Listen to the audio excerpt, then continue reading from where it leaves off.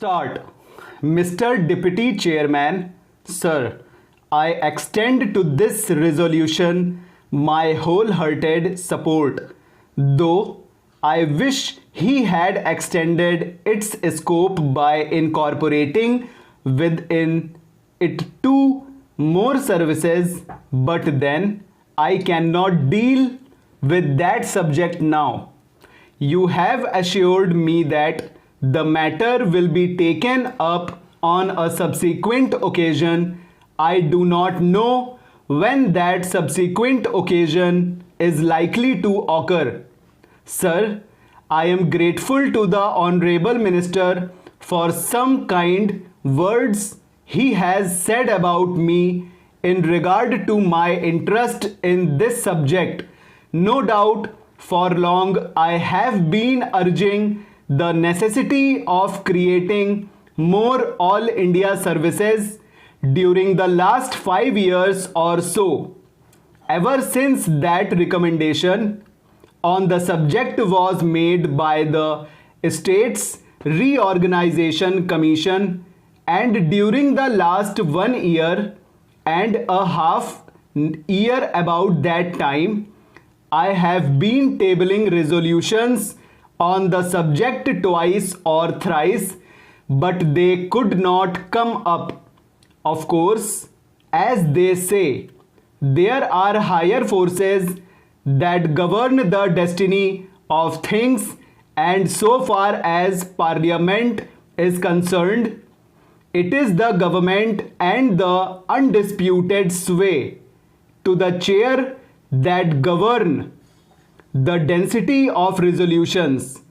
Obviously, it was so ordained that this resolution should come up only now, and that too as a government sponsored resolution. Even as it is, I welcome it most heartily and feel enthusiastic and even jubilant about it. Sir, I sincerely congratulate the Honorable the Home Minister for the tact, the firmness, the strength and the determination which he has shown in overcoming all the delicacies and difficulties which I am sure were there in his way. The opposition and unwillingness of the states were there initially, I know. And I also know, sir, that about a year ago, when I tabled a question on this subject, the then Honorable Minister told us that the government would be only too glad to have more All India services, but then the handicap in their way was that the states were not agreeable to it. Subsequent to that, sir, about the middle of this year, I wrote to all the chief ministers requesting them to let me know their views on this subject, and I was a little unhappy to find that no chief minister replied to me saying that he was agreeable to it. One or two of them especially said that they were against it. So all these difficulties were there in the way of the Home Minister. But I find that by his meet persuasion, he has been able to win over all the chief ministers who in the conference immediately preceding the last one agreed to it in principle, and in the subsequent conference they agreed to it. It appears obviously in toto, and hence we have before us this resolution supported by the chief ministers of all the states. Sir, for that I want to congratulate most sincerely and heartily the Honorable the Home Minister.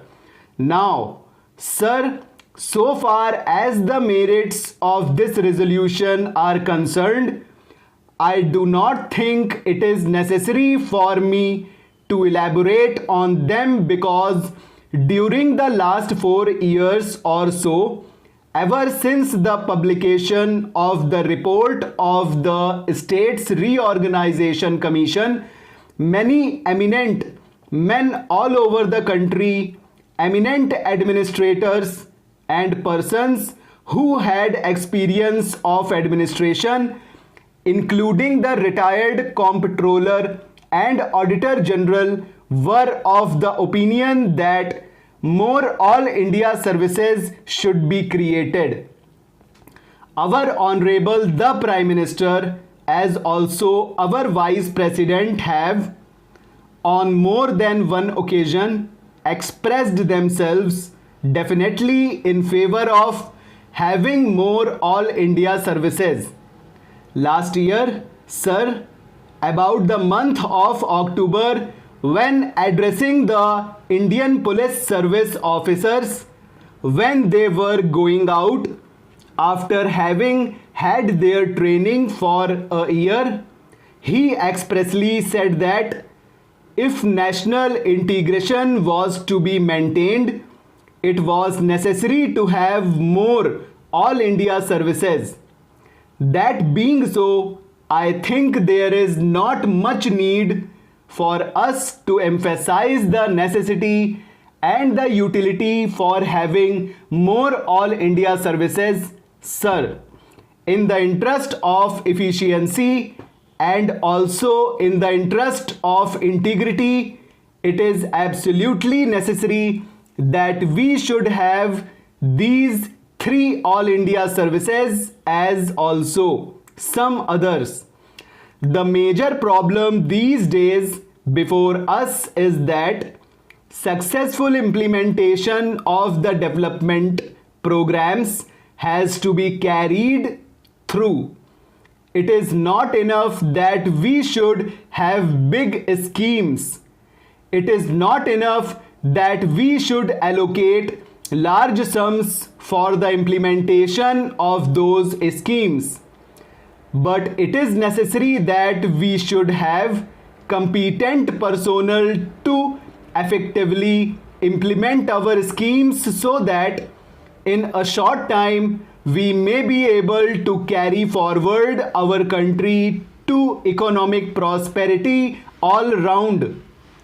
In the past, during the pre-independence period, we had quite a number of all India services, but then when we framed our constitution, we dispensed with others, retaining only 2. It appears to me that necessity has now arisen for reorganization of the all India services and to have more all India services. Full stop over.